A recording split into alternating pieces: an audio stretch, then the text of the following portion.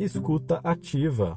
Autoconhecimento com uma dose de entretenimento terapêutico. Você saudável para uma consciência empoderada, responsável e equilibrada. Se você não me conhece, eu sou o DK, terapeuta universalista e amante da filosofia hermética.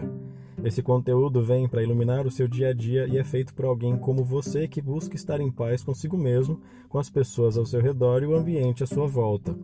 Eu faço esse conteúdo para ajudar simpatizantes e iniciantes ao autoconhecimento. E minha missão é que você saia desse podcast melhor que entrou. Se você nos ouve pelo Spotify, SoundCloud ou Google Podcast, comenta aí e classifica para que a gente consiga alcançar o maior número de pessoas.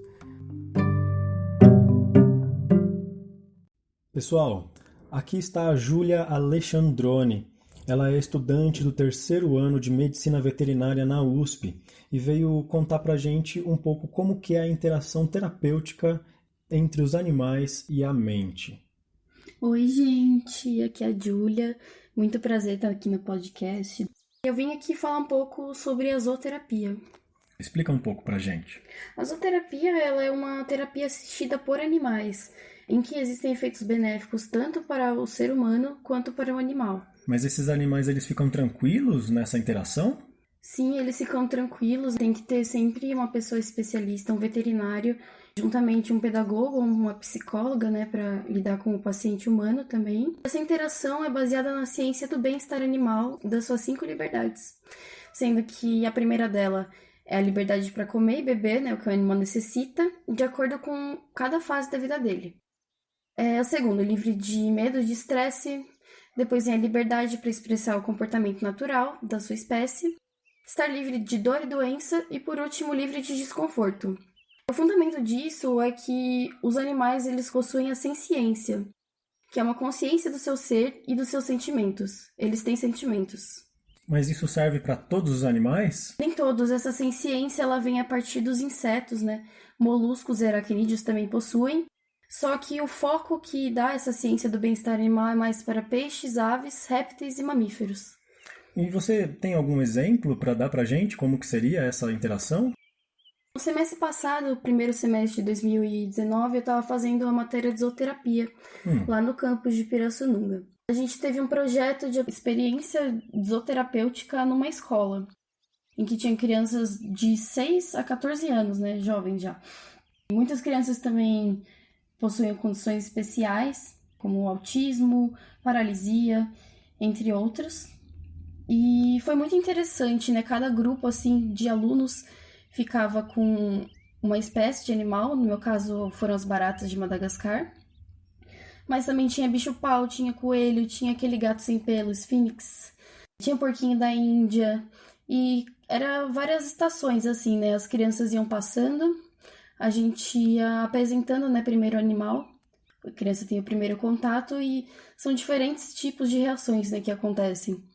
Algumas ficam com medo, algumas ficam enojadas, algumas ficam achando fofo, mas é sempre uma curiosidade, né?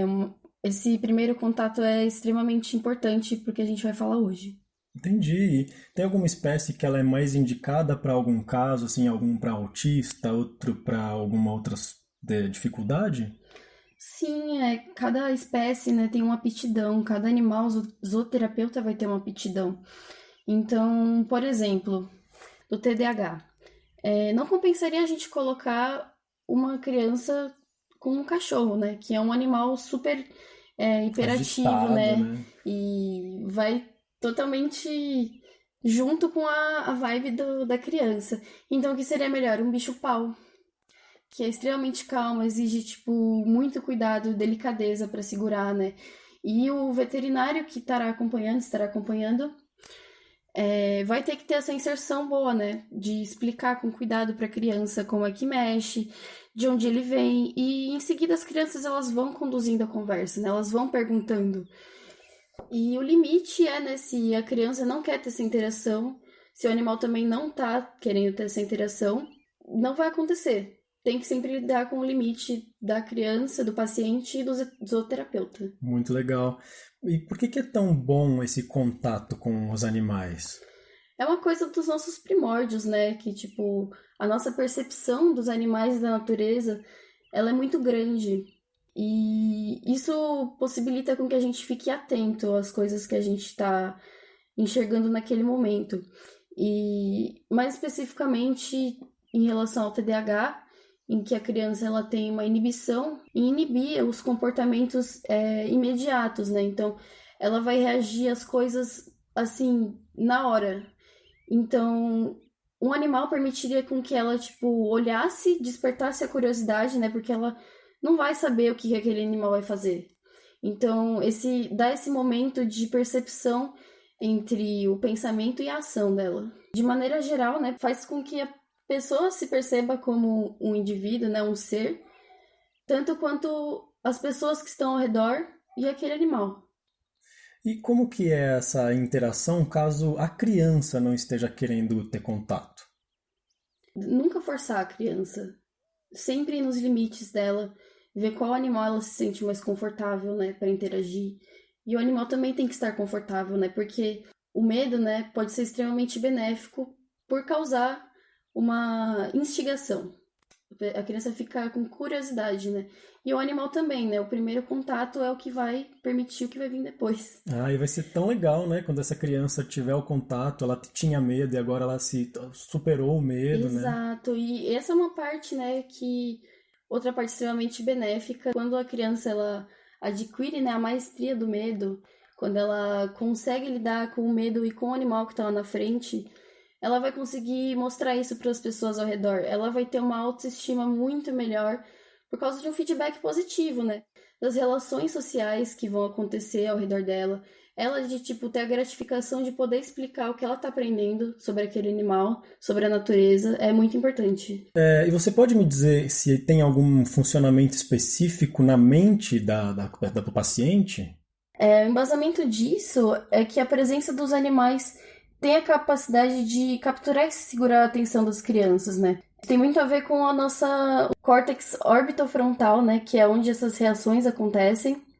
Existe uma hipótese biofílica em cima disso, que o cérebro humano ele foi formado para prestar uma atenção seletiva nos animais. A partir desse momento que a criança tem essa atenção direcionada, então o comportamento dela de reação vai ser inibido.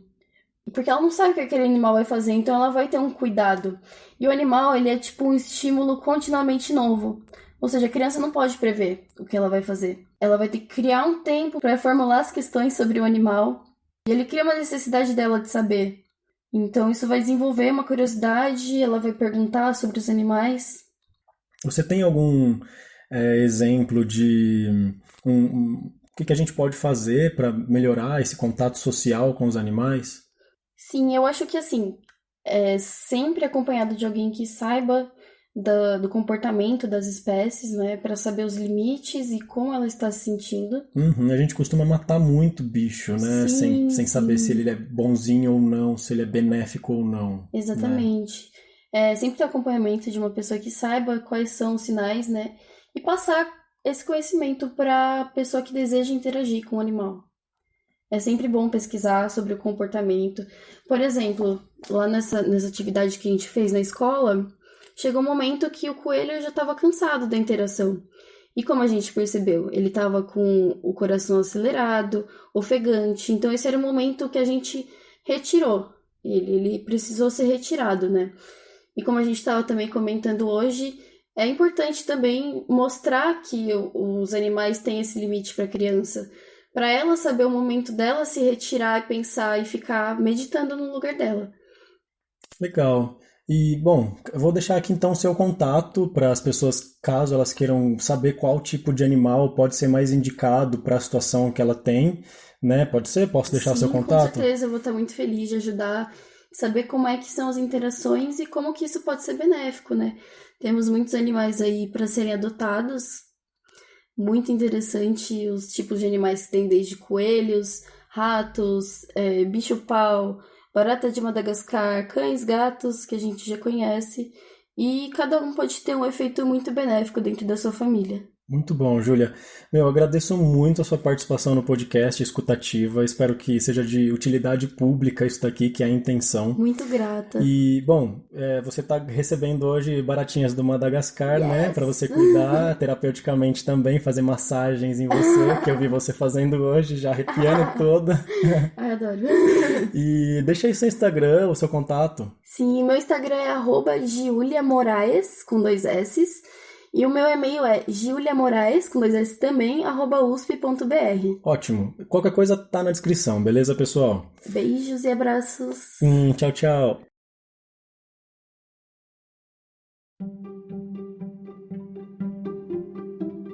Você ouviu o podcast Escuta Ativa, autoconhecimento com uma dose de entretenimento terapêutico.